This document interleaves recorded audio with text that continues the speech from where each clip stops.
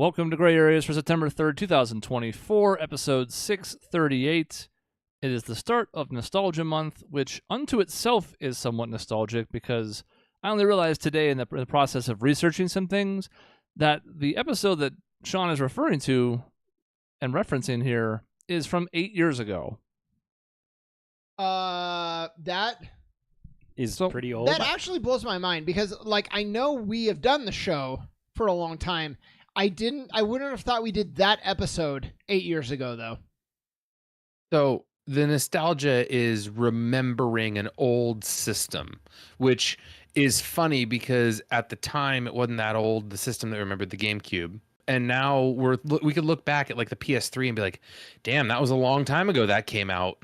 Yet we're doing the PS2 even longer ago. Yeah, I think the first thing I have to ask is, why do you remember that, Sean? Why do I remember what? The fact that we did an episode about the GameCube like that from 2016. Why does that episode stick out when you don't remember what we did like a month ago? I don't know. You don't remember what we did 10 minutes ago. I know that we did a segment where... So, okay, I wanted to do this Nostalgia Month because... I don't know. I had an idea to talk about the games we've replayed, and then I'm playing through old Nintendo 64 shooters, and I was like, oh my god, we've done a segment like this, and we've looked at years before. We're gonna compile it into one big blowout for September. Why I remember that episode, I don't know, and I would have thought it was a lot more recent. In my head, we have talked about the GameCube more recently. And if we did that and then I forgot the first time we did it, I would believe that. But I don't think we did. I can tell you why I know exactly why you remember. Because you, for the first 5 years of the show, 2011 through 2016, you basically said your favorite thing is the GameCube. You referenced it almost every other episode. You talked about Diddy Kong Racing about 7 times, about how it's your best kart racer ever. And then we finally had a blowout episode all about the GameCube, and you would basically, had to change your clothes afterward. No. So much of this is false, Cody. He's really attacking you right off the bat. Dave's lies. He came out firing. Don't believe Dave's lies. There was no attack. First of all, Diddy Kong Racing was on Nintendo 64. It was in 64, and it is a very good kart racer. It is. Thank you. We might need to gang up on Dave at one point, which would be the first time that's ever happened. And it's crazy that the mechanics of that game are so much better than Mario Kart, but that's besides the point. I love the GameCube. I don't know if I love it more than like you and Chris do. Maybe, possibly, but like you guys really, really like Wind Waker, for example. I mean, so do I. But like, I felt like it was a lot of love. So I don't know why it's just me. You talked about it a lot back then. He's right about that. There was no attack. Well, I can't really. I don't know if I want to be on your side now. I can neither confirm nor deny. That was the Space Jam of the mid-2010s, except Space Jam was also the Space Jam of the mid-2010s, as it has been for our entire existence. All of us love Space Jam. Had you said I'm jizzing my pants over Jason Williams, I would have been like, yeah, I remember that. Like, that is for sure a thing that happens. Or Space Jam, obviously. GameCube. You don't remember jizzing for GameCube? I mean, I like the GameCube, but... If you had to rank your favorite things, if you made the song, these are the few of my favorite things, it'd be Jason Williams, Space Jam, GameCube, like in that order. And Space Jam and Jizz with in Michael. Why did you make him do this? Why the fuck did you encourage him to do this? I can't think of another. Because it's funny. I ended with Michael, and that's like... rhyme that. Yeah, I'm sure I could get there, but anyways. So Nostalgia Month. I think it's fun. At some point, not this episode, because I want to like start us off strong. We don't even get into like the philosophical musings quite yet, but I want to like take a look at like the power of nostalgia. Like, what is that exactly? And is it like helpful and good? And does it help us remember like what things were like at that time, and that's why it's powerful? Or is it just rose-tinted glasses and it helps us overlook all of something's flaws? We will get to that, I think, not now, because we have plenty to talk. We found out when Chris did the research, and thank you, Chris, that we spent 75 minutes on the GameCube alone, without even any other topics. That's impressive, really. Yeah, there's a lot to talk about the GameCube. We had come into our own around that time, maybe the year before that, so it doesn't shock me. I will say I had almost given up. I was going backwards through the episodes, and I'm like, okay, it can't be much before this. And I was on the last page or two I was going to look through before I just was like, I don't know where that episode is. So I was also surprised it was this long ago. And I think a nice way to wrap up Nostalgia Month will be to have the discussion on nostalgia. We can even wax nostalgic about Nostalgia Month. That works That's for me. a little meta. Or trivia. I would also let or Chris... both. I also like Chris to reveal what I said at the end of that episode too. After the 75 minutes of GameCube talk, what we spent the next 15 minutes talking about. Yeah, in retrospect, I don't know why we did this. I think it was because it was when Dave was available, so we didn't have a choice. But we talked about the election on a Sunday night for an episode that aired on a Thursday. So the election was Tuesday. you can imagine how that went when Dave, and this is not just Dave, a lot of people had this opinion, said that Hillary was like a 99.9% chance of winning. There was no way he could see Trump becoming the president. To me, though, that's like when also Dave is like, man, I love steak. It sure tastes good. It's like, yeah, I mean, yeah. And this is the same thing. Like, yeah, everybody thought, I think Trump thought Hillary was going to win. Like, let's be real. So it's not unique, but it definitely shows that we fall into the same tribe as everybody. Yeah. And I was running. So Dave had no faith in me. You're trying to get that running in 2012. the con heads 1% or whatever from Succession. Yeah, I you want that my 1% to leverage it into a job. Yeah. Yeah, if he just gets 1% of the vote, he'll be named to the cabinet for sure. Exactly. You sell it Yeah. off to be Didn't happen. So it was a different time, 2016, and we've had other segments in the past where we've looked back at past episodes. We've only done it for episode 1, but I'm sure it'll come up again in future episodes. But I'm looking back on this one, we now have a structure for it, so that when we do this for future past systems, it'll all follow a similar format. So let's talk about the PlayStation 2, and we started last time by talking about the GameCube itself, the system, the components, the controllers. So we need to do the same thing here. Now, we can't start the discussion about the PlayStation 2 without talking about units sold.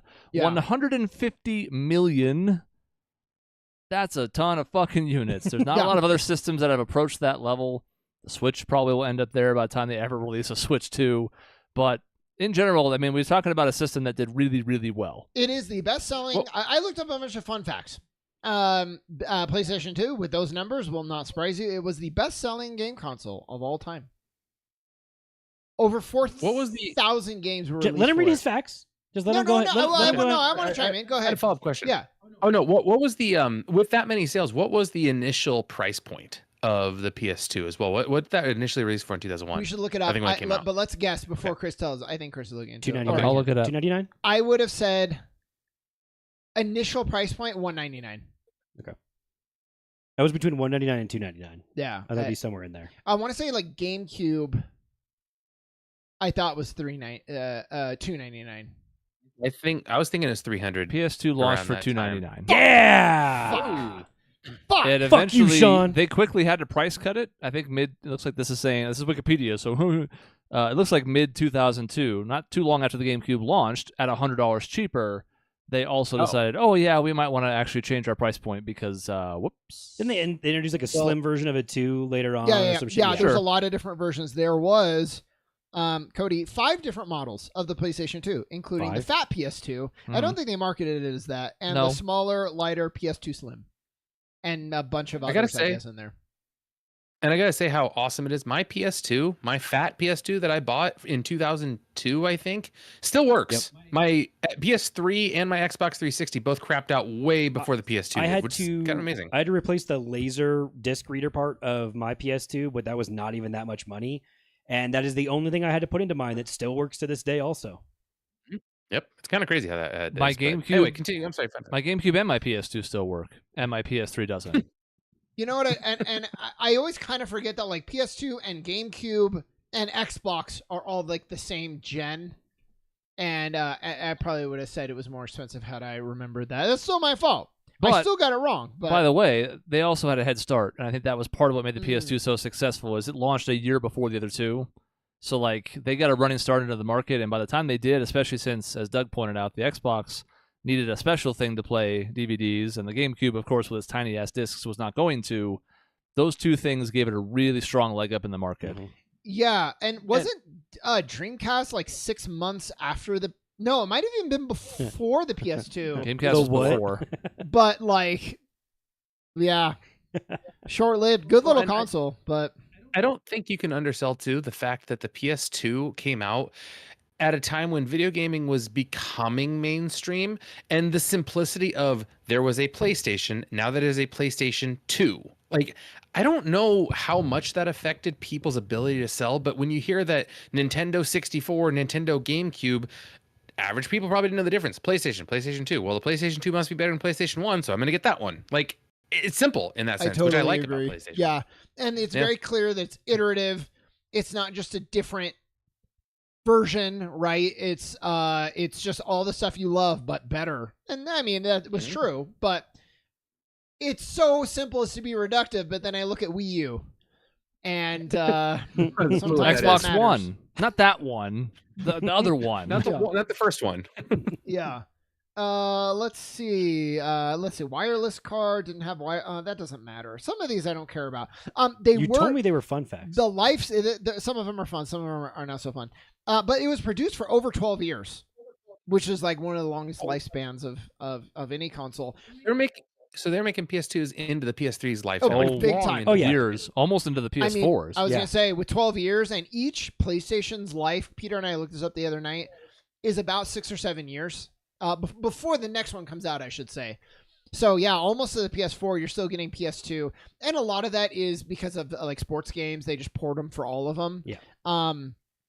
But yeah, you could be buying PlayStation 2 games as like I'm getting ready to buy PlayStation 4. It was crazy. Which is still happening now, by the way. They're still doing last-gen sports games. It's been 5 years since the PS4 and the last Xbox, and yet they're still beholden to some of the old system specs and requirements. It's kind of confusing. I think college football decided to not do that because they were like, no, fuck that. We're not doing that. Good. I don't think it's available a gen back. It's like people, I think, still think of PS5 and Xbox right now as like next gen. It's like, no, that's current gen. They're going to get replaced in a couple years. Was there a console ever? Maisie brought this up, and I was like, I feel like I remember something like that, but I don't think it was any of these consoles where you open the disc tray and it like rotates out and you can put multiple discs in. That was not gaming console. No, I had a CD player like that once. Maybe that's what we're thinking. My car CD player had that type of thing where like you pulled out a cartridge and then put in like 6 CDs and then put the cartridge back in. Yeah. Okay. Yeah, I don't think that exists. That was never in the PlayStation. Was she on stupid, drugs? Maisie. You're stupid, Maisie. The best-selling game won't surprise you, but you know what? I won't say what it is because we're gonna get to all of that stuff. It was backwards compatible for the most part. Excellent. Yeah, let's see. Yeah, that's about all the main stuff that was important. So apparently there was PSP connectivity. Who knew? Because I didn't know the PSP overlapped with that. Like, I thought the PSP was like 2011, 2012 timeframe. No, So PSP was definitely. I was in high school still, if not even possibly a little bit younger. And Vita was later. See, there's more That's than the one I'm thinking of then. failed PlayStation handheld console. So you mentioned the best-selling game. I know what that is. I'm pretty sure I knew it beforehand. I'll give a hint. That game is on my phone right now, which is kind of crazy. That best-selling game is now on my phone. Yeah, because Netflix released it. Strangely enough, that's a sentence you didn't think you'd say. Yeah. Anyway, I guess Chris, you had a list of topics we could go on with this. So covers the system itself. So it's the console. Was there another? I know we talked about controller, for example, but is there something else on the system itself that you wanted to talk about? I don't think so. Okay. Yeah, I mean, for me, it was the PS2 got the first dip into online play for me a little bit because there was an online adapter. Like the Xbox kind of came with it built in. The PS2 did not. I think the Slimline did down the road. But I remember buying literally the an Ethernet adapter so I could plug it into my internet and then have the choppiest game of NBA Live 2006 I've ever had in my life. Yeah. I think Chris and I tried to play once and it was like, nope, we can't do this at all. So Wasn't ready. It didn't work out, but it was the first dip into online play, which was kind of cool in that sense. And then, Xbox obviously was way better at the time, but still, I mean, it was one of those things where it's like, man, I can sit in my house and play with other people everywhere. This is insane. I can't believe this. It's so interesting though that you look back and we're keeping this PlayStation. We're not going to jump over, but like the infrastructure of the systems, now they're so homogenous. The features and everything, and that's probably a good thing, but back then it's like PlayStation tended to have better variety and better quality overall games, but Xbox had like the online infrastructure nailed down a lot more. And obviously Nintendo was like, we don't like online. So like there were such different suite of features for every console. And I think that's really interesting. And weirdly enough, the Dreamcast did online better, I would say, than the PS2. It Mhm. didn't live long enough to really refine it any further than that. But as a console at launch, it was doing a better job with online play than the PS2 was. It died, so it doesn't really matter anymore. But still, PlayStation eventually got there. The 3 was a great online console, but the 2, not so much. And the- I think about oh, go ahead. Yeah, no, the controller is what I was going to say. And now Yeah, I think controllers. the PlayStation controller eventually released the dual analog 6. The PlayStation, Like, yes, the original eventually. PlayStation. Yes, the original PlayStation didn't come with the dual analog sticks, and then it eventually came released. Yeah. The PS2, on the other hand, always had it. And I didn't love the actual controller. It felt a little cheap and I didn't like the double joystick. I didn't like how they felt. They were kind of like blocky and like large. Not like today where they protrude a little bit higher. But that was a big deal, right? At the time, to just have, especially when you compare it to the fucking GameCube with like, oh, we're gonna do like avant-garde controller design. It was just simple and effective. Avant-garde. Oh, and the avant-garde. I mean, yeah, the A button was the size of the controller basically on the GameCube. So, the funniest thing I always thought about the PS2 controller specifically was you had all of the wired controllers. That was still the common thing. Everything was wired at the time, except Logitech made the best wireless controller at the time. But usually third-party controllers are terrible. This Logitech one I still use to this day with how great it worked, and it just popped right into the system. You plugged it into the controller port, and boom, like it worked as well as if you plugged in the controller and you could sit wherever you wanted to. Which again, at the time in 2004, was like, oh my god, I can't believe we've finally hit this point of wireless. Yeah. So, but the PS2 controllers themselves, yeah, you're right. They're simple. They worked. They rumbled. It did everything you wanted to, I think, at the time. They had a weird issue with the thumbsticks back then, and I think this continued into the PS3, where like if they sat around for a while, they became really like gummy and almost like sticky. And I'm not sure what the rubber was made of that they've changed since then, but they've gotten rid of that issue. Because every now and then I would go back to the system, when I got a PS3, maybe I needed it for something else or whatever. And you pull out one of those controllers and it hadn't fallen apart. It still worked, but it felt awful. Yeah. I don't know what it was. Also, I think the PS2 deserves slight demerits for daring us to have to continue to get a multi-tap. GameCube, 4 controllers out of the box, no problem. Plug them in, play with your friends. PS2, emblematic of the times, but they're like, yeah, you're going to have to pay extra for that. Yeah. And then you can have 5 so you can field a whole basketball team, but you can't just play with more than 2 people out of the box. It's funny that you talk about that now. So, Dave, you talk about needing to get the wireless, the Ethernet adapter thing. And then, Chris, you talking about the controllers. I feel like from when it comes to like games and creating a console that can play good games, the PlayStation really knows what they're doing. Sony, I guess. And like everything else, they fucking suck. And I'm just reminded of the VR talk we had just last week. It's like their like business division or whatever is terrible. Like their development, But like for like luckily- side development. Yeah, shit. They fail at everything they do. Like Between the portables and all that shit, Yeah. VRs over and over again. yeah. But the system that they do, were. I mean, they were behind. I guess it's a different generation, but like they're behind Xbox and getting online and being able to play that. Yeah. More effectively. So you're right. It just seems like everything across the board took longer for them to get figured out. Other than here's a console, here's all the games. They're going to probably look better. Now I remember thinking, even to that extent, the controller. I remember thinking how uninspired. Because every gen you get the Xbox, which is just a giant controller, and the buttons are kind of like the same, but they're like they're like a skinny diamond. How creative. And then again, we talked about the GameCube, and I was like, is the PlayStation really just gonna give us the same thing? And now it's like, oh, that was brilliant. I'm so glad they did that. Do you realize that? Yeah.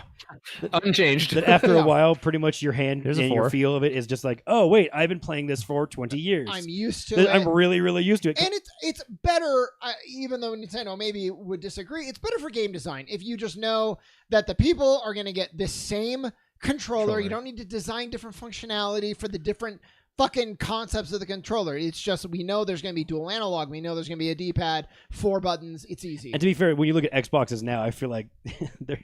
I mean, like going back and forth between the two. Like I play Xbox at home It's the mostly. same. We're playing PlayStation here. I don't like trip myself up of like, oh my god, wait, it feels a little bit different. No, they're basically the same. It's the same Xbox controller. edged toward PlayStation after PlayStation its model was basically the absolutely. standard.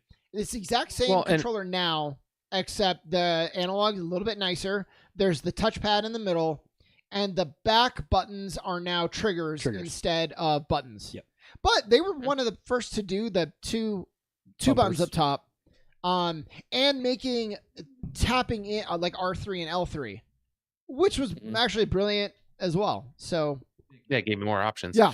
Well, and I wonder how much that helped game development at the time too, with the fact of you don't have to kind of make a game around the controller. If you started production in the PlayStation and then moved on to the PlayStation 2 to move up the production, you knew what you were getting. Like there really wasn't too much of a difference. There was the second shoulder button, I guess, but that's about it. Like you kind of had a good idea of what was going on in that development, which like you mentioned, they know what they're doing as far as making a game system. If you want all the peripheries, you're going to have trouble, but a game system, boom, you've got it. And it is funny to see that Nintendo essentially pioneered this little 4-button diamond that we're so used to now. Because the Super Nintendo had that, and just about nothing else did. Like the Game Gear didn't, you know. Yeah.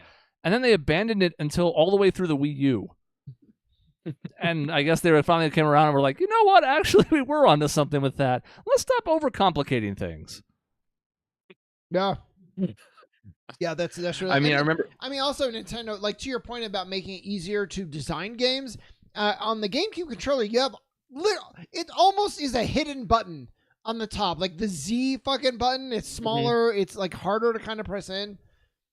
It's just why, right? And PlayStation's like, we're gonna make it easy. And I think that was always PlayStation's philosophy with making games. Like, we're gonna give you a console.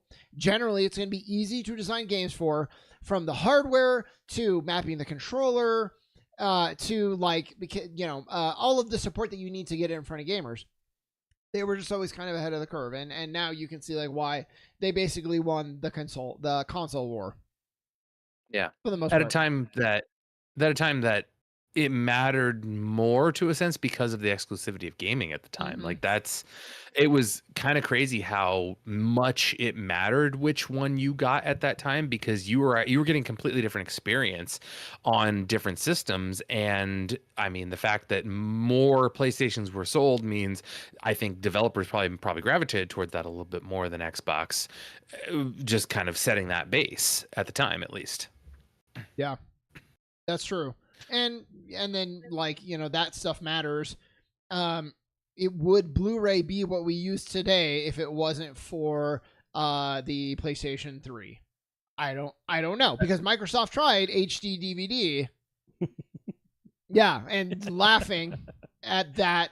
It's not a punchline, it's funny just because but it is. It's funny because I came across like a story about that like really recently, and it's just funny that you randomly throw that back out. I'm like, that's right. I just fucking read the story of like how Blu-ray won the battle over that. Yeah, and it's wild because the HD DVD, they tried to do something different. Like they wanted all of the DVDs to be more interactive in like with the customer and like the behind the scenes, and it was strange. But anyways, yeah. PlayStation guiding DVDs and Blu-rays for 30 years. And that's, I mean, yeah, right. And we've talked about it a little bit, but the DVDs, I remember buying a new TV in like 2006 when I finally got an HD TV, and it was like, well, you can buy a Blu-ray player for $100, or we can give you an HD DVD player. And this is before HD DVD died. And I'm like, well, sure, it's free. I don't want to spend an extra $100. So yeah, give me that. Well, little did I know, like a month later, it's like, well, we don't make HD DVDs anymore. Sorry. I got 300 on it. That's the only thing I got on it. Yeah. Yeah. What a relic of the times. I know. Let's talk games, because that was the main thing we spent time on the GameCube one, and it makes sense here. And there's no better place to start than with the number 1, number 4, and number 6 entries on this list. Wait, but I want to hear really quick. I want to hear what Dave thought the number 1 was. Because he's wrong. Grand Theft Auto San Andreas. Oh, no, okay. Yeah, I know you got it. Yeah, it's I number 1. I want to see like tricky with which one. You wanted to see if he was wrong or not? But no, it was San Andreas. Number 1, not especially close. I mean, there's a couple in the same stratosphere, but it clears anything else by almost 2.5 million. So San Andreas, Vice City, and Grand Theft Auto 3. Now, 3 obviously was important to get to the following games, but it also sold the worst of the 3. The interesting thing about it for me is that Vice City is 2002. Yeah, San I Andreas is 2004. So San Andreas comes out almost 4 years into the PS2's lifetime and still becomes its #1 by far. Now, it makes sense looking back.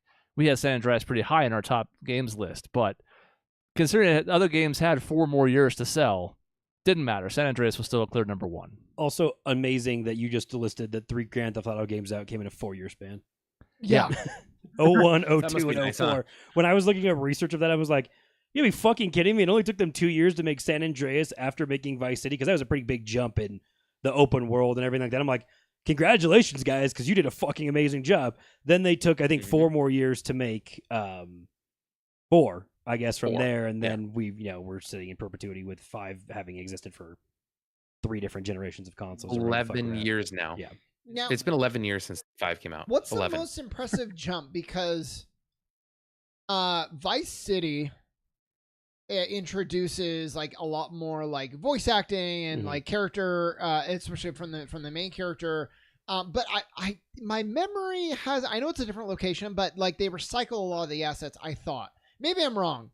And then I thought San Andreas took all the acting to a completely other level and did a lot more with the city and the cars and all of that. I mean, the tone and the color of the game and all that's pretty different, because Liberty City is really dark and rainy and depressing in New York and shitty.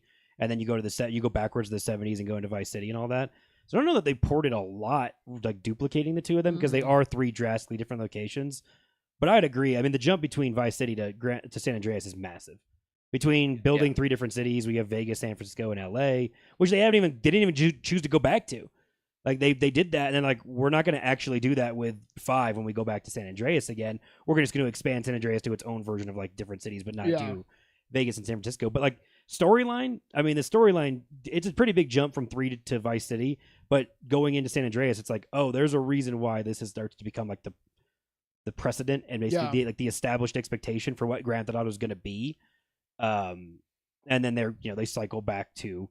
They've done it. They're going to do it again. They cycled back for 4 back to Liberty City, and 5 goes back to San Andreas, and 6 is going to go back to Vice City. So they're going to have revisited those 3 cities over again while trying to develop it. And it's like, I don't know how much. I guess I didn't play 4 a ton, so I don't know what the big jump between 4 to 5 was. But the jump from Vice City to San Andreas is just massive to me. It's just unbelievable.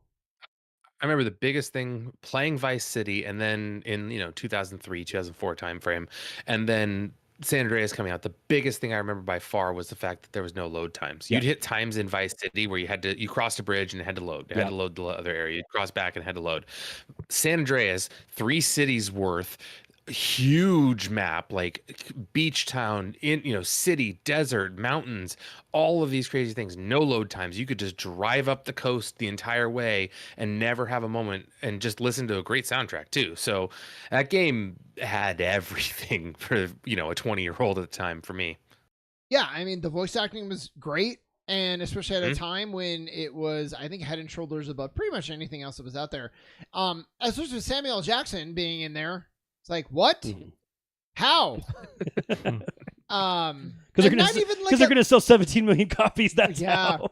So that was crazy. And then the thing that sticks out to me is something they have not done yet.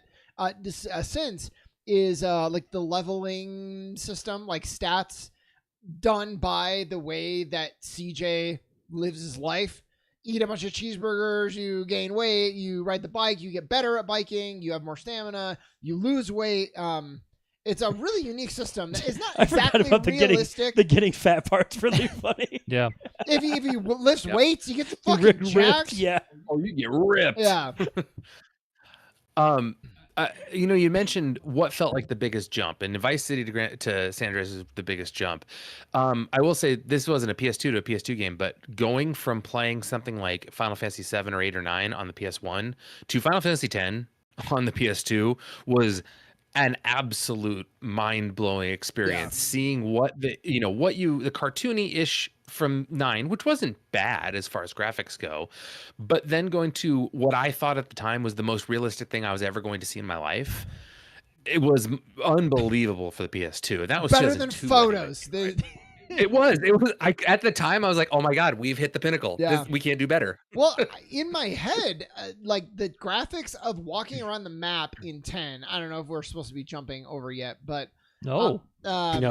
it was better than like the CGI cutscenes in 9, and it's like that's wild. And yeah, I mean even graphically, San Andreas through the other ones, it looks a lot better. And it was quite a bit denser. Like there's more people on the street doing things, and I thought that was really really impressive too.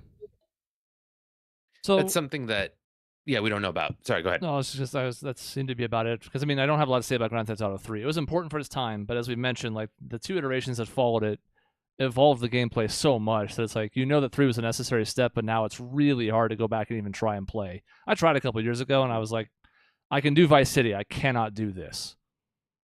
Yeah. So what's number 2 and number 3 on the list? Because I would have guessed one of these was in the top 10. I would never have thought they were this high. It's kind of surprising, even though I know they were big at the time. What's number 2 and number 3? I looked it up earlier today, so I cheated Cheater. a little bit, but okay, I know it. Sorry. I thought I was supposed to do research. My bad. I can tell you if you want. I don't know, because a lot of the ones that are really, really good, I don't think are going to be... Are you saying 2 and 3 are the same series of game? Yep.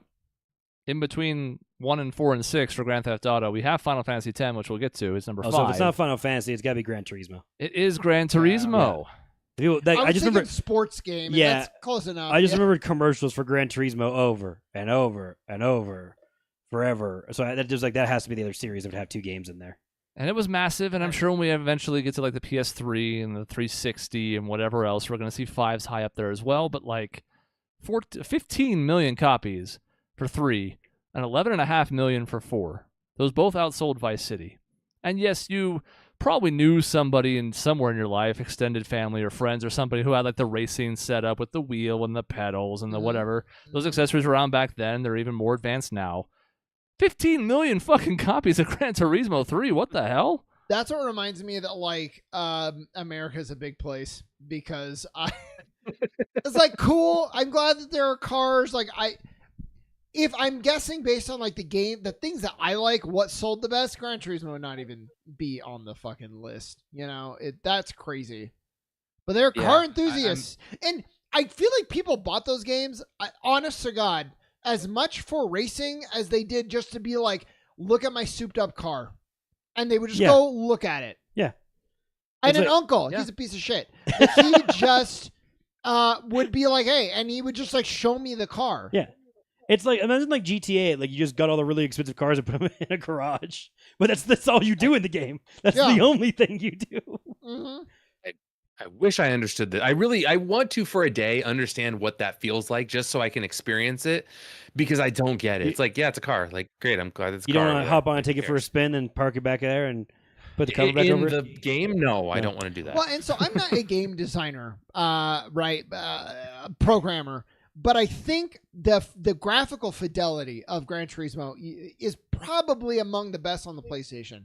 And my guess would be there's not a lot that you have to worry about. It's cars on the road, and they just like they go forward, and that's it, right? You don't have to do cities and NPCs interacting with each other. It's just fucking cars. And so I think a lot of that memory can just go to, we make them look really, really, really good, and in turn people just buy the game and just show off their new wheels that they got. And the series always manages to be essentially the gold standard for graphics, right? Or at least one of them. You know, you can look at that and be like, oh my God. Even like Gran Turismo 7, I'm like, wow, that's pushing the limits of what we can do right now. Like, that's cool. I don't care, much like what you were talking about. Like, a lot of people clearly do, but I've never been one who's understood it. I guess if you really want a racing sim, that's the way to go. But yeah, my favorite argument that I don't give a single fuck about is Forza versus Gran Turismo. Right. Well, Forza wishes it had this kind of numbers, although Gran Turismo has also fallen off. I mean, 6 did half the sales of 5, probably inevitable as gamers' time and taste changed, but... Yeah. All right, now we can talk about Final Fantasy X. It's number 5. That's surprising, actually, to me, that it's that high. Even, I love it, it's great, but, like, Final Fantasy, at times, is like kind of a niche series a bit. That really shows you how much changed after 7, though. You can argue it's a system mover. I mean, 8.5 million copies. It came out relatively early in the PS2's lifespan. I mean, only last 6 months after release, but still, like, that's a lot of numbers for a series that was not that big yet. Yeah, I think it was again, the graphical aspect of it, the fact that it looked as realistic, you could put those commercials on TV and show it being super realistic. It was, I believe, the first fully voiced game ever, and you could put that again on a commercial, and people were intrigued by the fact of like everything was voiced, not Link shouting out "yeah," that type of deal. So there's so much going for it as the pioneer of this is what the future of gaming is going to look like. So it was, I think, a relatively easy sale for a lot of people on this new system. Well, and I think for the first time, relatively seamless between navigating, walking the overworld map and the battles, right? Like the models were the same, I think. And that's like, you look back at 7, the models and the fighting looked really good, and then it was 5 polygons for Cloud on the overworld. And then the cutscenes go crazy. So you have 3 different stages of it. Yeah. I mean, today's Barrett's square arm always got me every time. His gun arm is just like a rectangle, just kills me. They spent all the polygons on Tifa. There was nothing else left. It's true. They were F-size. Today's earlier point, and we've probably talked about this on the show before because there's 637 episodes prior to this one, but like less than 20 months between 9 and 10. Now, obviously, developers get dev kits in advance of a new system launch, so it wasn't like they were playing from scratch with that. But yeah, I don't know if I can think of a more dramatic jump, at least not on that quick of a turnaround. Yeah. It's remarkable. And obviously 9 was still using some of those same hand-painted backgrounds and stuff like Dave mentioned. It's not the same, so it's not really fair to like bury 9 because of it. That's not the intent. But 10 was like, oh, this is next gen. And yeah, we saw a different jump in that with PS3 and Xbox 360 because of HD and stuff like that. That was probably the jump. Oh my God, Shaq is sweating. But I don't know. That's the one that sticks out in my head as being like, oh shit, like we're a different level. Well, I think the creators of 10 were aware of that because the story. Look, I love 9. It's one of my favorites. I like 9 more than 10, but 10, the story is more mature and there's more shades of gray and it's a little more nuanced in the telling. And I think that's like they were aware as they make these jumps and it becomes more better graphics and more realistic. It's like we could have to have a story that reflects that a little bit. And the generation of gamers grew up with gaming. Like, our ages, as varied as we are, grew up with gaming where it was, hey, look at this little red suited guy jumping on magical creatures and shooting fireballs out of his mouth, to okay, we got people who are in their 20s now who grew up playing this stuff, and now we can tell a story about how corrupt institutions and governments can be to hold people back of progress. It's like, whoa, that's a different story than Capture the Princess. Yeah It's interesting now because it's very much a relic of its time. It was so ambitious for what it was doing then. It holds up okay, especially with the remaster. The voice acting, obviously, we've talked about before, as both a plus and a minus. But I just feel like it's in place for what it was then. Like, if you showed somebody this now and didn't give them any background on it, of course they're going to think the laughing scene is stupid or Waka's just horrendously racist or whatever, right? Like, there are obviously flaws with it, but it's like it almost just captures the way things were. So I like it as a relic piece as much as I like it as a game itself. Yeah, period piece almost. Where it is weird. You're right about Waka. I didn't feel it was that bad at the time. I'm like, yeah, well, he just didn't like that group of people. That's just how it is. And now I'm like, oh, wow, he was a real asshole against them. Like really bad. And stupid too, considering he was carrying, had one of the Albed with him for like, for a while on his party. He's like, what? Oh, what? You're an Albed? What? We've accidentally uncovered something that I'm going to talk about eventually whenever we have another show that we haven't already booked. So like next February. But it just goes with, again, like this is just another example, and we're probably going to see more of development times and how much shorter they are now. I'm sorry, than they are now by like a lot, like half or more. Well, we just talked about with Gran Turismo. Gran Turismo 6 was 2013. Yeah. 7 came out a couple years ago. Obviously, Grand Theft Auto, Legend of Zelda, all these examples. And yes, hardware's gotten more and more complicated, more and more graphics to do, more and more expectations. I get it, totally. But it does feel like we've almost gone too far the other direction, and I don't know how to fix it because game studios are already going through hell and laying off a bunch of people, and I'm not sure what the solution is. The word that comes to mind is untenable, but we'll get there. We'll get there later. Yeah. So that was That's number 5. Final 6 was Fantasy. Grand Theft Auto 3. 7's finally a chance to All right. talk about Sean's shirt.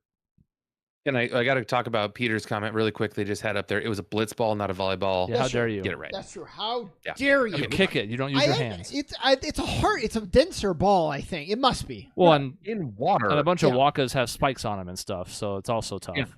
Yeah. And then lightning ball. Metal Gear Solid 2 sold 7 million copies. It came out in 2001 as well. You can argue there's a lot of different system movers in the first year of the PS2's lifetime. Probably also why it was so successful, because there's a lot of things that just drove sales. You needed to have this console to play this and this and this, not just like one killer app. Imagine what the game could have sold if people liked it at first.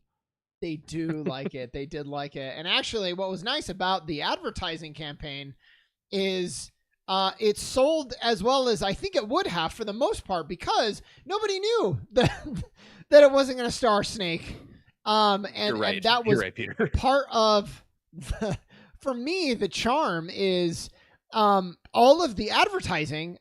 This game is so infamous. This is why Hideo Kojima, Cody, is a visionary. For months, E3, back when this still existed, Oh, yeah. all they showed was the first level of the game. Nobody knew that, but it was all Snake. You don't even see the other guy. And then you play the actual game, and the boat is only like the prologue. And everything else, it's a brand new protagonist. It's just like, it's brilliant. And it's a really good game. And it is looked definitely back more fondly now by many. Now it's like a masterpiece. Back then, there's a lot of anger. Well, it makes sense because you got something different than you were expecting, and then people didn't give it a chance in the moment to be like, oh, it's actually really good. Yeah. So then everyone regrets their shitty hot takes at the start of it. And it's the same thing with Abby in Last of Us 2. I thought I was going to play as Ellie this whole game, if not Joel. Now I'm playing as her, and they hate it. And so Raiden was definitely, and they were like, Raiden's no Snake. And to be fair, he's not. But it was amazing. What confidence must you have, Dave, to have for sure millions of copies sold? And you're like, you know what? We're gonna fuck everybody over. That's amazing. It's taking a chance. I mean, it's taking a chance of that. You either hit it out of the park or everyone hates it. And I mean, I don't know the series super well, but it's tough to do at that point in gaming, I think, when everyone just kind of expected it to be continuous, and you just, hey, let's keep on these same characters. We've always done that before. Yep. It makes you wonder. I mean, could it have sold more? Maybe. I mean, did it hurt sales? I'm not sure you can ever quantify that. Now, when you look back, as Sean said, it's a critical darling.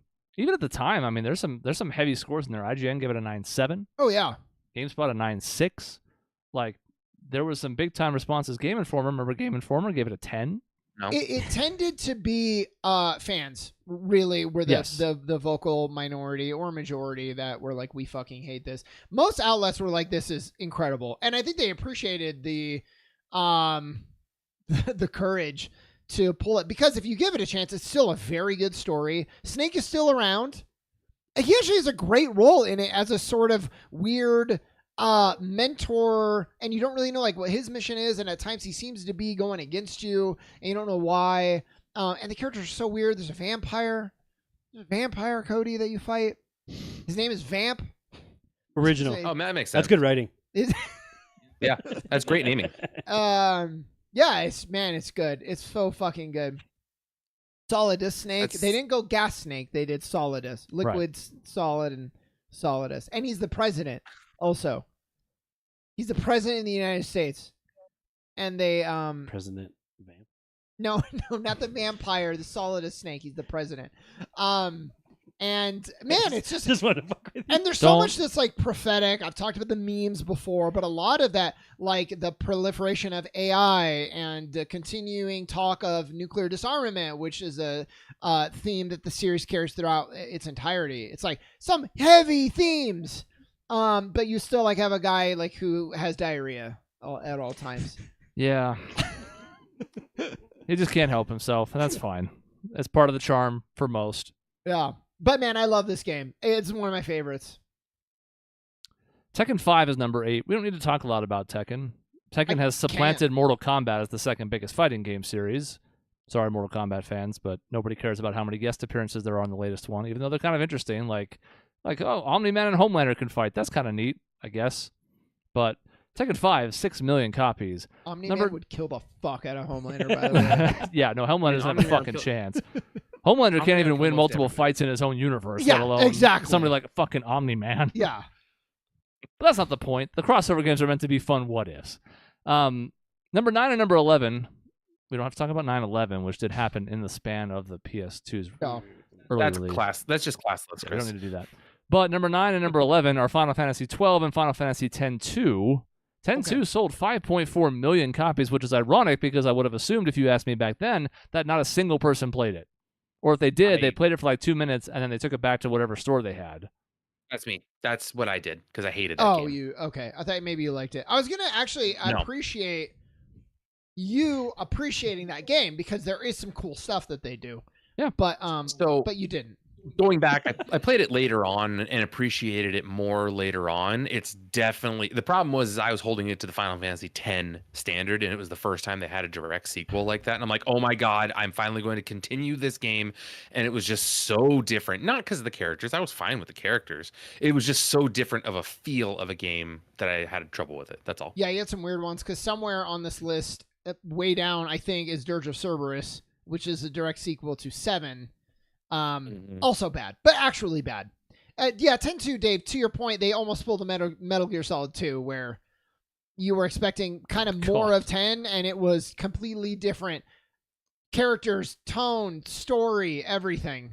Dirge of Cerberus is 139th. We will probably not be talking about it. No, I don't think we will. No, I didn't think it was going to be that low. I was like, that'll be like in the 60s or something. Nope. Yeah. But it did sell 1 million, which was what was required to make this list. Yeah. Yeah, I think the problem with 10-2 is like the battle system's actually fun and almost more fast-paced than 10, which I kind of like because you can still slow it down if you want to, but if you want a more frenetic system that's still turn-based, 10-2 kind of delivers in spades on that. I think the dress sphere idea is cool. You just have to get around the fact that they're called dress spheres. Like like you said, there are aspects it does well, and sort of akin to what we just talked about with Metal Gear Solid, there's also moments you would care to forget, like giving another character a massage or like stuff where you're just like, okay, like, what am I doing? Why is this happening? Where's Titus? Like, what?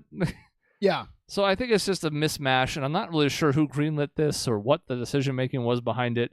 You can't call it a failure when it was still the 11th best-selling game on a really successful console, but it's a failure for some fans, and I don't think there's any way around that. It's probably the best direct sequel of Final Fantasy we've ever had. That's not saying that much. Rebirth? No, it's not, but... Well, I guess Rebirth now does count in a weird way. Kind of, right? Like, it's weird, but I guess that might have finally supplanted it. Yeah, and it certainly did. But, okay, that's fair. 12 is the other one, and 12 is an all-time classic. It's a great game. I think it's one of the best of the series. Although, it doesn't... The original kind of gets it most of the way there, and then they remade it, and they improved so many of the problems. And introduce so much that it really makes it into the upper echelon. Story and characters, Dave, it kind of follows the trend of 10, where it's even more mature, it's even more morally gray, and also gray in the palette a lot, I think too, which was maybe not good, but the leveling sphere was bad. It was bad, and especially because you did not. It's like I don't know if you played 12, Dave. I've recommended it many times. You unlock this little chessboard, but you don't know where you're going until you happen to unlock it. So, you're just kind of guessing. It's like if you went through the sphere grid blindfolded. Yes. Oh, there's a note over here. Let's click on that. Oh, I didn't really need attack on my Yuna. Well, and I'm pretty sure you can't redo the points at any point. So, you're just fucked. Yeah. Really bad choice in an otherwise good game that was rectified later. And they fix it, and it's brilliant later. Yeah. But that first one. I think at that time I had such an adverse reaction to the fact that Final Fantasy XI was an MMO, and I never really got into MMOs. And then Final Fantasy XII went away from turn-based combat, and I'm like, this is not Final Fantasy. Fix your Final Fantasy. And now we would be thrilled for anything as turn-based as 12. A return to 12 would be like, oh my god, we're almost back to the golden days now with just full action, especially. But it is interesting though that the mid 2000s now serve, as you look backwards upon it, as we tried to lean too hard into realism and we made everything like gritty and gray and washed out and it was getting bright colors. That's for kids. I think that's part of why Wind Waker was such a revelation, which we talked about in the GameCube one. But just in general, this and Twilight Princess and any number of other examples you look back on and you're like, that wasn't it, guys. I mean, I get it. Everybody was swept up in it at the time, but you look back and you're like, no, you need to have stuff that pops off the screen. This was ridiculous. Yeah, and don't give the fans what they want because it turns out they don't know what they want. Yeah, and nobody knows what they want. And 12 was not alone in that, to be very clear. Just it happens to be one of the most prominent examples of it. What 12 did do very well, and I think people took away from this a lot, or they tried to. It was hard to emulate. Was the Gambit system, where it is more real time, Dave, sort of. What is that called? It's not turn based, but it's not real time. There's a word for it. I don't know what it is. Battle. Yeah, that's probably it. Although it doesn't really like exactly capture its essence, but it is an active battle system. Anyways, because it's more active, you can assign basically like computer programming, like when X, do Y. Nah, it's not real-time strategy either. You're employing strategy in real time, but real-time strategy it refers to something else. Siri, will you get down? No one likes you. Go away. She wanted to be on the show. She wanted to We talk about have the games. 2 more series we need to talk about. Okay, so just the Gambit system, it was good. Anyways, let's go. Number 10 and number 13, number 14 and number 16. 10 and 13, little known ditty called Kingdom Hearts at 10. Kingdom Hearts 2 at 13. Kingdom Hearts 1 outsells 2 by about 1 million, but also had 3 more years to play with. We've talked about the series to death. It's one of our favorite here on this and whatever iteration of this show it is. So we don't have to talk about a lot here. Just that the first game deserves so much credit for the crossover that it undertook in 2002 when Disney was like its most litigious and most protective of its properties. They still managed to get a foot in the door on that. And then 2, the better game, but, needs the groundwork that 1 lays for it to get to that point. Both really, really good. I looking back, I'm like, yeah, these still hold up. We can talk about everything that happened in between 2 and 3 and some good things and some bad things. But this is just PS2, and these 2 games were both there, and they were both great. Yeah. And yeah, I remember being as excited for a game coming out as I could be when Kingdom Hearts 2 came out, because I loved the first one so much. Played Kingdom Hearts 2, and it was a bit of a letdown for me, just not understanding what the hell was going on. But still, it was a very fun game, and I appreciated playing through it. It just was a Kingdom Hearts 2. You didn't know what the hell was going on? When I get dropped into Organization 13 and Roxas, and I'm like, who are these people? So to be fair, Roxas and all of them, which was again talking about Metal Gear Solid, that's another huge. I was gonna say, are you gonna do this again? Huge swing of like, oh yeah, Sora, you love him. The whole like 5 hours of the intro is this new guy. Yep. But there's a static screen, and you kind of hear about Sora. You didn't play, I'm assuming, Chain of Memories, which was on the Game Boy. That was the problem. Yeah. I mean, we've discussed this so many times in Kingdom Hearts. Like, if it's not in the main line, you can't do that. Even if you did, it doesn't quite get there. Although it's very good for getting Riku's perspective. You get to play as him. Yeah, I agree with you. Kingdom Hearts 2. It was the same feeling for me as like a huge movie release. Like back in the day, I compared it to like when the 3rd Star Wars prequel came out. And I was like, oh my God, this is so good. Same time. And yeah, I mean, you didn't like it. I loved it. I loved the complexity. I thought they could have told it a little bit more. I would be lying to you if I was like, yeah, I played it once and I just understood it. Everything that they showed me, I got immediately. No, it took like reading the website and like looking into it, playing multiple times. Even in game, they have like a 5-minute cutscene, like the second time Mickey shows up, and they have to basically explain, okay, so this is Ansem.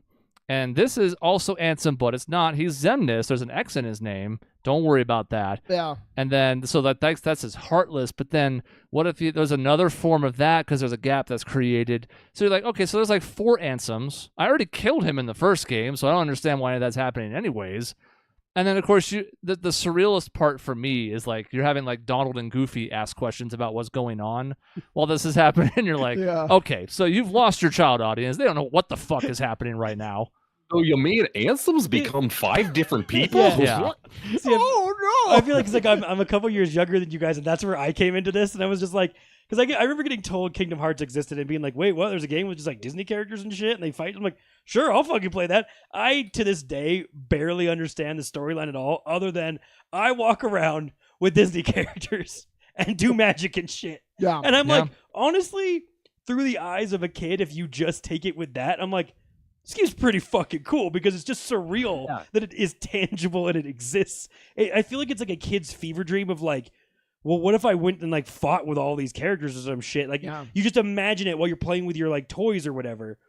And that's what I equated it to because I mean, what the first one came out in? What year was it, Chris? 2002. 2002. Yeah, see, I'm only 12 years old when that game comes out, so like you're really not like that actually mature yet. Well, and who knew the intro, simple and clean, in the first one was going to be the most coherent place the series ever goes. Right. And you're like, what? He's like falling in the ocean, and like, what's happening? And you're like, no, that's actually pretty straightforward. Don't worry, Now the Disney characters are coming. They're going to show up, and you're going to hang out with them. Now, basically. technically, we had Xehanort, who's the human form, and then Ansem, which is the heartless, and then Xemnas, who's the nobody. So, Dave, there was only 3 at the time. Now there's a past one, Right. and yeah.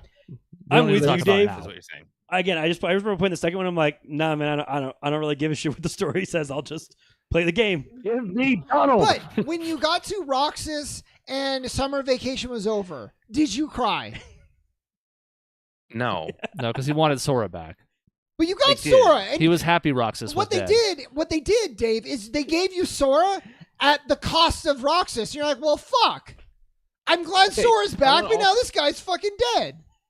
Chris can attest to this. I was also 20 years old when this came out and had less imagination then than I do now. So, But again, like, the problem persists and it applies to the whole series. If you don't play Chain of Memories, you finish the first game sealing Riku and Mickey inside the Door of Light, and then you start the second game with whatever the fuck this kid is, doing skateboarding tricks and doing side jobs for 5 hours with his new friends, and you have no idea what any of it is. And when you get to Sora in the pod, you're like, why? He wasn't in there where I left him Right. in 1. And it's like, oh, he forgot something. Oh, okay. And the other characters also forgot. Oh, okay. And then they just start on their adventure, and they go to see Merlin, and it goes off and from even there. Chain of Memories for real doesn't address all of the No, it doesn't. questions. So, And that's been the problem with the series the whole time. A series, again, I deeply love, but just kind of just too scattered and flawed storytelling at times. Really, really good and invested storytelling, and a mess. An absolute mess. Yeah, like absolutely. 1, too basic. Just a very plain good and evil story, and the Disney characters are just there to do Disney things that don't have any influence on the overall story. Yep. And then 2 was like, well, what if we overcorrect for that? Yeah. But at least it still had Final Fantasy in it. Yes. Yep. Which Unlike it doesn't anymore. some other Unlike games. 3. We'll do a quick rapid fire through a few other games like number 12, which is Dragon Quest VIII. But the last thing we need to really give some attention to is God of War. Yes. First one, number 14, 2, number 16, both over 4 million. Yes, there's some other stuff on here like Ratchet and Clank, and there's another Metal Gear Solid, some like Need for Speed, whatever. Yeah, There's touch other on titles sports. that matter that we'll talk about briefly, but I think we need a full segment on these two, which it's interesting because we've now talked about it in light of the remake and its sequel, where it's like now they've done this really like full circle thing with Kratos, and now it's like a lot more mature is not the right word, because if anything, like these God of War games are the mature ones because he's killing everybody and he's fucking random women and whatever. But now it's like, okay, now it's grounded storytelling that I'm invested in. These two games are very interesting relics of their own time.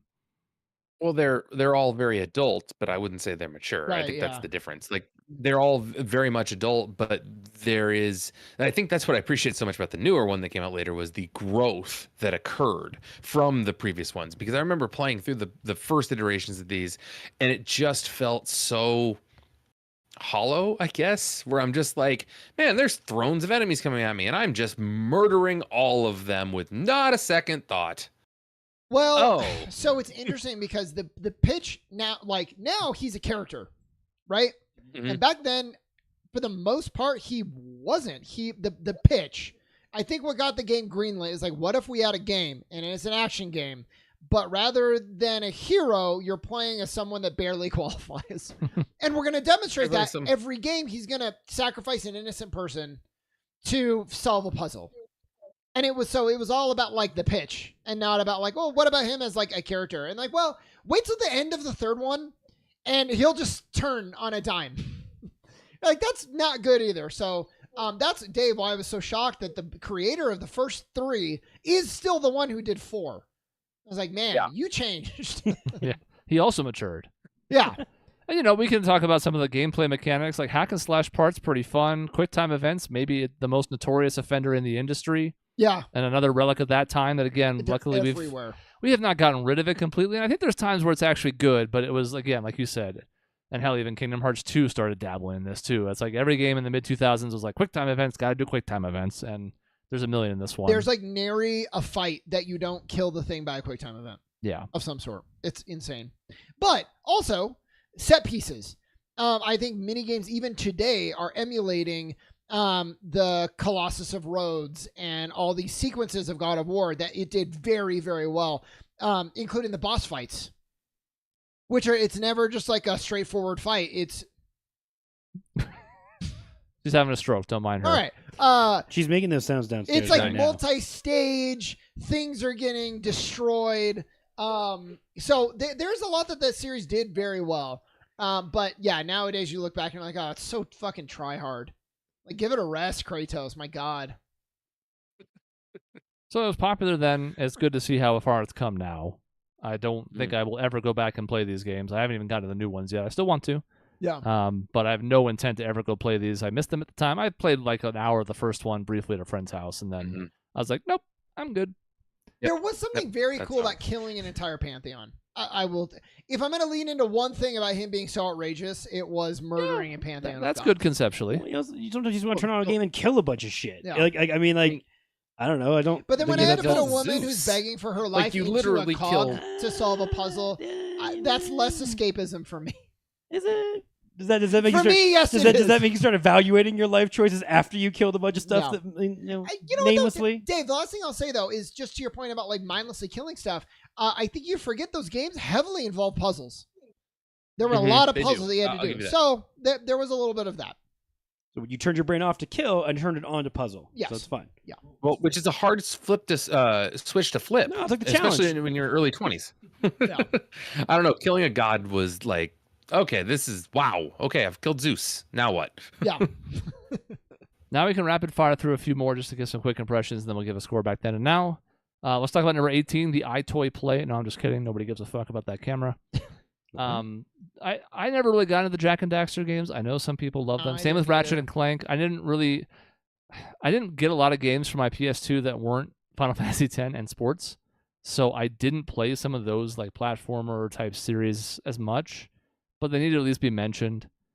Guitar Hero 2 and 3 are both on here in the top 27, 25th, 27th, which just is a reminder of like, yeah, those were white hot for about 4 to 5 years. And those games, those were all about licensing. If you license the right songs, everyone was going to want to get into and play. Like that's what carried those games. And Guitar Hero 1 was PlayStation 2 as well, right? It maybe didn't sell as well, but I think it originated there. Yeah. And I mean, look, that's pretty remarkable because I actually saw a breakdown. I mean, 90% of it, unsurprisingly, was sold with the peripheral. It has to be. You can play it with a controller, but why the fuck would you? So that means that those did that well despite the cumbersome cost of getting into it in the first place. So, good for them. No rock Guitar band on Hero here. was good. Was very good. And there's some sports games. There's a Dragon Ball Z Budokai Tenkaichi 3 on this list, which is notable just because it outpaced the other ones. And some people would say that's the best Dragon Ball game ever made. I would be one of them. SmackDown vs. Raw 2006 is on here. It's one of the top 3 wrestling games of all time. It's not No Mercy, but some people would have it number 2. Resident Evil 4 has to be on there somewhere, right? It came out too late, I think. Yeah, because the Maybe. GameCube was Resident exclusive for a while there, so I don't know. Yeah, it was eventually ported, which just we've already talked about this game, but talking about leaps, you look at Resident Evil 3, you look at Resident Evil 4, and that is a massive jump. Yeah, that's true. You went over sports games really quickly. The Madden games in the early 2000s, the ESPN NFL 2K games too. The 2K games didn't sell nearly as well as Madden did, but like that was a big deal in that time because of just what it was. Like Madden 99 on PlayStation 1 versus Madden 2002 or whatever it is on PS2 was a massive leap in ability to play sporting games. So it was a huge deal for me at the time. How far down is like Tony Hawk's Underground? We'll get there. Okay. We're almost there. I just wanted to throw something out about that really quick. Just a couple more notable ones. Simpsons Hit and Run is 43, the best Simpsons game ever made. It's not close. It's not even remotely. The Simpsons game for PS3 was good, but Hit and Run is by far the best. I'm sort of By surprised far. it hasn't been brought back as a remake or It something should. with the spirit of that. Since the Simpsons are Grand still Theft Auto. around. Still on TV. Yeah. It's Grand Theft Auto with the Simpsons. It's Yes. amazing. Yeah. It's the best. And just kid friendly enough that you can skirt that Yes. line and you can be like, oh yeah, well you can't play that till you're older because now that's super graphic, but you can play this. Little Timmy, who's 9. And down here hiding at 51 and 52 are Tony Hawk's Underground and Tony Hawk's Pro Skater 3. I would not have expected Underground to have outsold 3, but apparently it did, at least on this system. So we talk about jumps between games and what they're doing, and when you all of a sudden put a story mode into it. I remember getting Underground, and you create your own character, and you have like a little backstory from a hometown. One of your friends is a dick, and he your rival skater, and you start going on tour with all those all the other pro skater guys, and they have their voices are in that game. Looking at like 2 and 3 and 4. And then looking at what Underground did while trying to keep the same basic mechanics, basic game, that was so, to me, just fascinating that that's the direction they chose to go to keep sales up and not be like, okay, we made another game where you do the same moves, and it really just ends up being about courses and maps. What cool tricks can I do off of whatever thing to give you an actual tangible story mode into that one. And I think I think Underground 2 also has the same thing, because I remember Bam Margera was a pain in the ass in that game the entire time. But I just thought that was a really fun direction to take. And I think that's why that game ended up selling as well as it did, because it really offered something that you hadn't seen in any of the Tony Hawks before that. Was it, do you think, the beginning of the downfall, or do you think that the genre just got tapped out? I mean, skateboarding, I think, fell in popularity Yeah. from the 90s when it was a big deal. Tony Hawk got older. He wasn't skateboarding. And I think that was the pinnacle. That you couldn't do much more than that. Yeah. Like, you do these street courses, you do vert courses, whatever. They did a good job. They went around the country, found different places that were really fun for you to skateboard on. But at a certain point, you're going to run out of that. And the fad of skateboarding, unfortunately, is going to kind of kick back a little bit. Like, how popular are the X Games now versus how popular were they in the early 2000s? Yeah. Like, that kind of just tells you all you need to know. ESPN isn't monetizing those the same way as they used to. I loved 3. I think it was 3 or 4, but I think it was 3, and I loved it. Yeah, I mean, again, because the first couple handful of those games are really good. They're really fun. The replayability is great. How crazy of air can I get to spin around as a 1080 or a 12, whatever? But at a certain point, it's like, okay, well, I've kind of maximized what I can really do in these games because I've done it 3 or 4 times. And to drop you into a career mode type of version of that and actually write a story and go on to all that effort, which I don't know how many people who are skateboarders gave a shit. I cared. I thought it was really cool because it's like, we just don't get those story mode type of things in sports games very often. And that was one of the first ones I just at least remember getting to kind of do that wasn't just like a race for, run for the Heisman type thing where, okay, I'm a football player and then I just play the game like I normally would. So Dave and Cody, I want to, and Chris, too. There was an element of when I was a kid, I wanted to take my skateboard onto especially when I was in the car and just driving, oh, that'd be fun to just grind off that building or that amusement park. And then these games did that. Yeah. And I think for me, that was a huge selling point. I didn't care as much about oh, I'm skateboarding. I'm skateboarding on a space station. Yeah. And then that again, was cool. And the map creator allowed you to do that too. That made these games really, really popular because you could take all the elements from everything and just throw them all together at the end of it.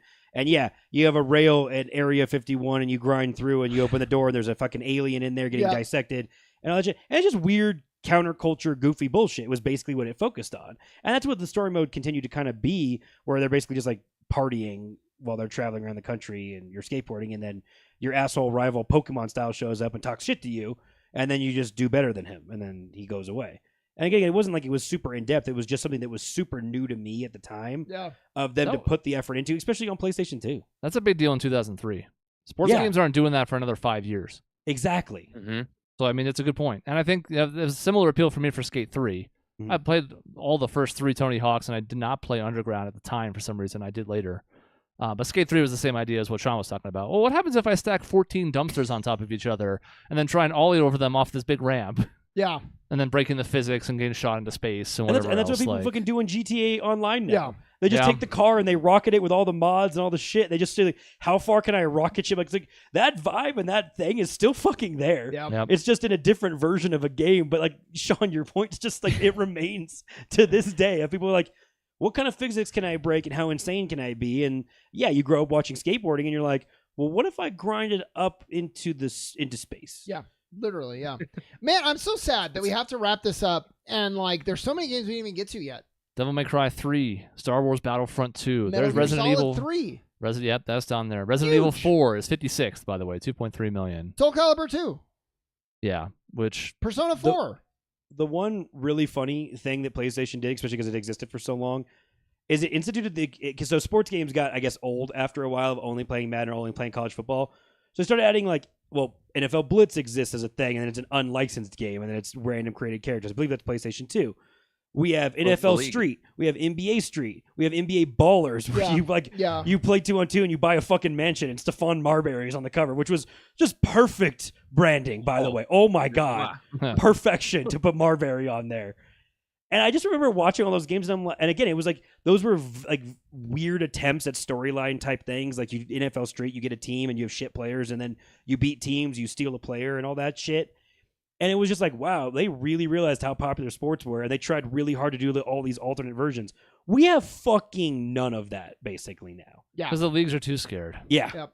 You can't do Blitz anymore because everybody worries about concussions and CTE. And it's a shame. Because I would love it if we had an arcade-style basketball or football game or something. I would much rather, I would love to play a modern NFL Blitz as opposed to when we tried Madden, which was worth trying. I'm glad we did, but it wasn't fun. And 2K Blitz, even if it was bad, would still be fun and kind of funny for enough to carry a few videos, you know? And 2K's stolen some of the street basketball thing, and I understand all that, but it's like, it's not the same, because Ballers and Street had pulled from Jam, and it was like, those were the spiritual successors basically to that vibe and style of a game, and all of a sudden you're like, oh crap, I'm doing this in this type of graphics rather than the old school arcade style, and I remember playing Ballers and NFL Street and all those for hours. NFL Street, the first and second one, were one of the most popular games for us to get together and play. Draft your team of all the players that it just randomly spit out and gave you available. You play, and we played tournaments of that for hours and hours. And some of those games are it's funny to look back on and be like, wow, we were really entertained by these off-brand versions of all the sports games that were better than Madden and better than NCAA even at times. Yeah, they weren't afraid to have fun. Exactly. We also did not talk about Splinter Cell, which the only thing I want to say is I think one of the early examples of like asynchronous multiplayer, along with just being really, really fun stealth gameplay, having like the spies and the agents, groundbreaking, man. So much to PlayStation 2, which is why we can't hit it all. It would be impossible. And one final shout out, I said Dragon Quest 8 at 12, 4.9 million, number 12, because they always do well in Japan, but that was the one that latched on in the States. Yeah. Other than like the NES ones, which so back in the day, they don't really matter. They're not the same. But even I played that at the time. I was like, oh, wow, maybe I'll go back into Dragon Quest. Nope. No, I didn't. I played a couple more thinking I was going to get that high from 8. It didn't happen. But all right. So just like with the GameCube, and essentially like a little miniature time capsule of sorts, we need to rank the console back then and now. Now, obviously, I think we're still kind of rating it based on the merits of then, based on now goggles, because compared to the PS5, the PlayStation 2 is a horrible fucking system. Right. But, you know, in general, it's sort of like, how well did it hold up? Because obviously my score now is going down from compared to back then. But I guess it's a question of how much. Because back then, as you guys think, I would give it like a 9? I would have said 9, because I remember being really excited getting my N64, and that was a big deal for years and years. And this was kind of the console that transitioned from there for me, and then stuck with me for shit. I mean, this is like my high school console for the most part until Xbox starts to bleed in with Halo a little bit on the back end of high school time. But this is middle school and high school, and I have hours and hours of all those games. So I'd have to say 9. I'm very similar in that sense. I hate how you make me feel old, because this is my college console. I bought my first one my freshman year of college in the dorm, when I was like, my parents aren't checking what I'm spending anymore. Yes, I am going to buy a PlayStation 2. So I bought that my freshman year in the dorm and played it through graduation of college until I got a PS3 in 2008 or 9 or somewhere around there. So like, yeah, like it has so many good memories. It's a sign of times for me, because I had so much time to play games as opposed to later generations where I didn't have as much time. So I mean, yeah, it's a 9 for me because of some of the hardware failing, some of the fact of like they tried to do things that didn't work out so well, but like it had everything I wanted on it as far as games go. It had the fantasy games, it had the sports games, it had sci-fi games, it had everything I wanted on it. So yeah, 9.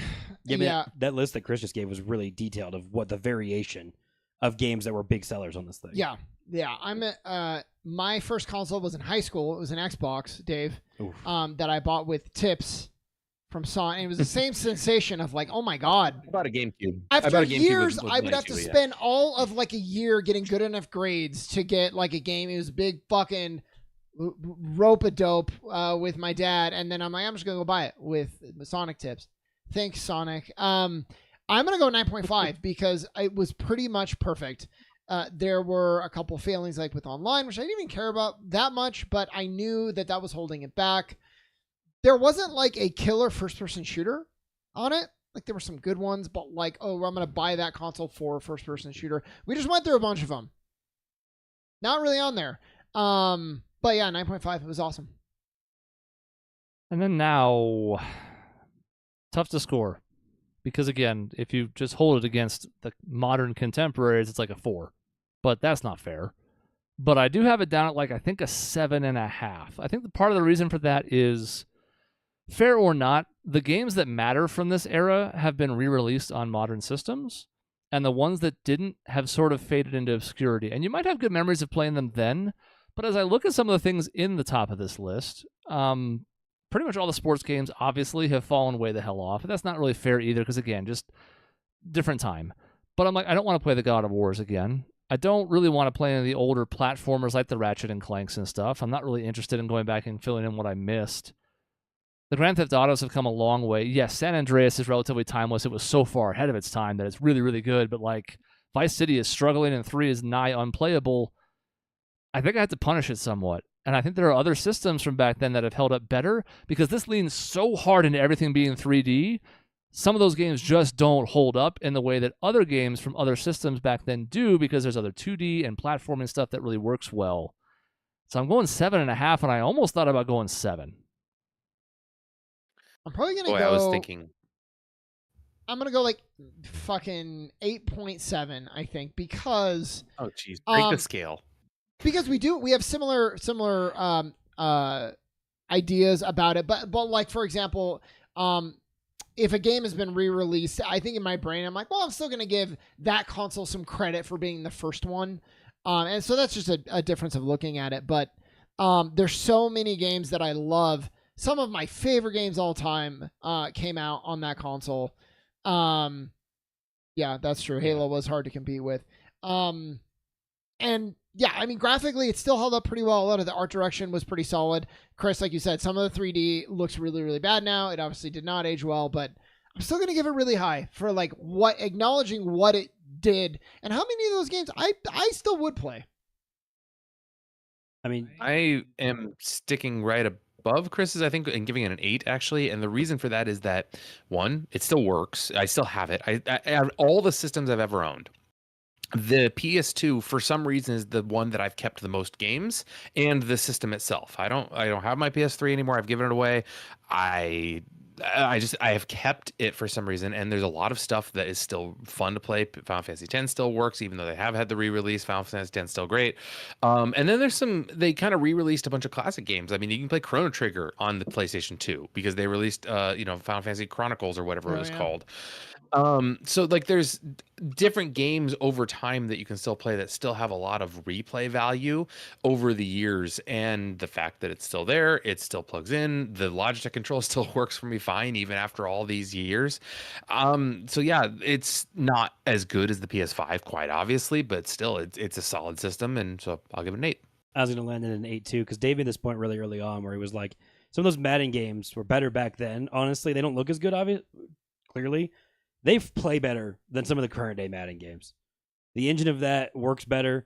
It's a lot. I mean, some of those are more fun. Again, we just got NCAA back, but I go back to NCAA like 07, I think is Reggie Bush's cover, if I remember right. I think after 06. Yeah, 06. Somewhere in there right after he graduated and you get to be put on the cover. And I mean, I already said it, like the hours played on sports games and to be able to play back on that. And the fact that, I mean, me and my friends dragged this one through a significant chunk of PS3 existing.